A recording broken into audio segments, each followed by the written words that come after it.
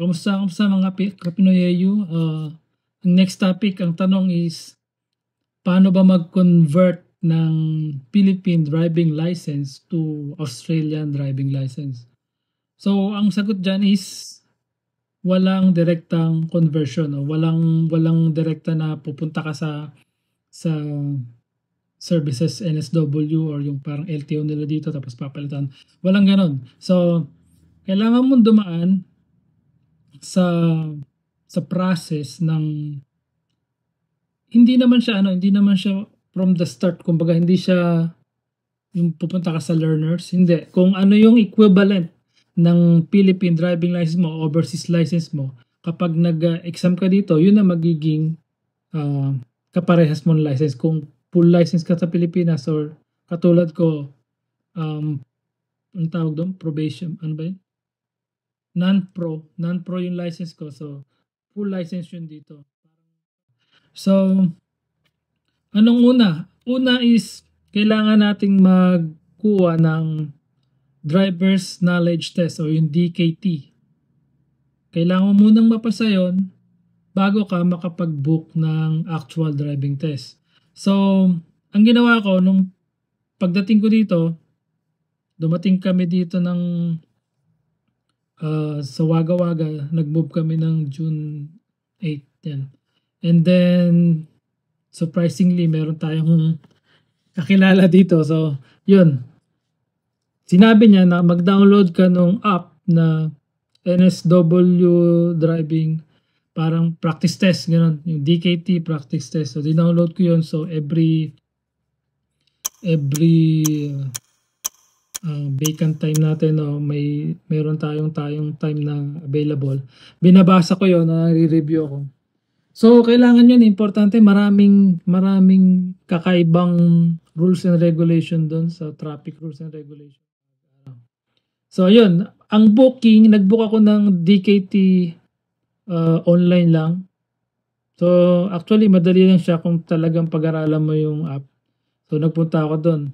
And ito pa, may kasabay ako, lokal, Australian. Unang try niya, bagsak. So, balik siya doon sa counter. Sabi niya, kukuha ulit ako. So, bayad na, magkano pala? So, nagbayad ulit siya, nagbayad. Pangalawa, bagsak na naman. Ngayon, magta-try ulit siya ng pangatlo. Sabi nung sa counter, gusto mo, mag-review ka lang muna, bumalik ka na lang kasi sayang yung pera mo. Pero ako one take lang ako, na-review naman natin. So, ang ano pala doon is dalawang part o tatlong part.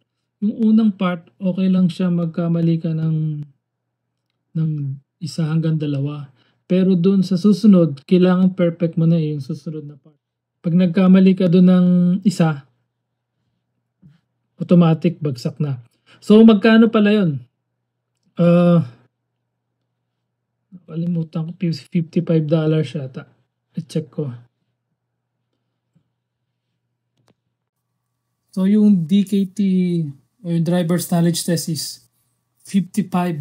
So, pag bumagsak ka, bayad ko ulit ng $55. So, yun. Pagkatapos nun, pag napasa mo na yun, right after that moment, tatanungin ka sa counter, kailan ka magbubook ng actual driving test. Sabi ko, kailan ba yung nearest available? Sabi niya daw, bukas kagad. Sabi ko, sige, book mo ko bukas. Pero sabi niya, hindi naman kailangan o hindi ka naman required na bukas kagad o hindi ka naman obliged na bukas kagad. So sabi ko, sige, next week, Monday, para at least meron akong isang linggo para that time di ko pa alam kung anong exam eh. Meron akong isang linggo para panoorin man lang sa YouTube. So yun nga, pinanood ko lang sa YouTube. I-search nyo si driving test guy NSW. Yun lang ang pinanood ko. Napaka-helpful niya. Yun lang ang pinanood ko. Kaya lang mahirap i-explain kasi dito kasi nga wala tayo sa sasakyan. Pero ang pinaka main lang is yung sinasabi nilang head check talagang malaki dapat gano'n. Tapos yung pag mag-atras ka, kailangan 360. Sabi nga ni 360. Yeah. Tapos, sa roundabout, ang importante dito is yung sa signaling sa roundabout.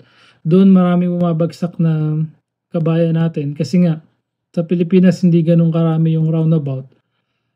Ako naman kasi dahil nga sabi ko galing ako ng Qatar. So doon nung unang dating ko talagang puro roundabout. So familiar tayo diyan. Medyo iba lang yung signaling kasi nga from left to right. Tapos meron silang ibang signaling yung pagpasok tsaka paglabas. Sa paglabas parehas, pero yung pagpasok medyo iba dito. So yun, then yung head check, yung signaling, and then yung isa, may dalawa or tatlong hindi naman lahat pagagawa. Yung parang parallel parking. Pero napakadali lang ng ano dito parallel pa. Hindi katulad doon sa Qatar na mahirap talaga na may dalawang sakyan na ganyan. Ipapark mo yung kotse mo doon sa gitna ng one time lang, one take. Dito hindi. May isang kotse diyan. Nandito ka, sabi niya, okay, di lampas dito. I-park mo na paatras sa likod. Gaganon ka lang. Tuk, yun lang. Tapos na. And then yung hindi pinagawa sa akin yung sinasabi nila na 3-point turn o yung U-turn sa hindi niya pinagawa. Yun lang, madali lang. And then sa road signaling, laging head check lang. Yun lang na. Tapos yun na. Pasado na. After nun, babalik ka, then malalaman mo na kagad, congratulate ka, malalaman mo na kagad kung pasado ka. Pero, hindi mo pa kagad makukuha yung pinaka-card. Kasi imi-mail yun sa mailbox yun, sa mail. Tapos, pero bibigyan ka na lang ng temporary na papel na valid siya for, I think, 2 months yata. 2 months valid yung papel na yun. Yun ang pinaka-lisensya mo. So, yun. Salamat.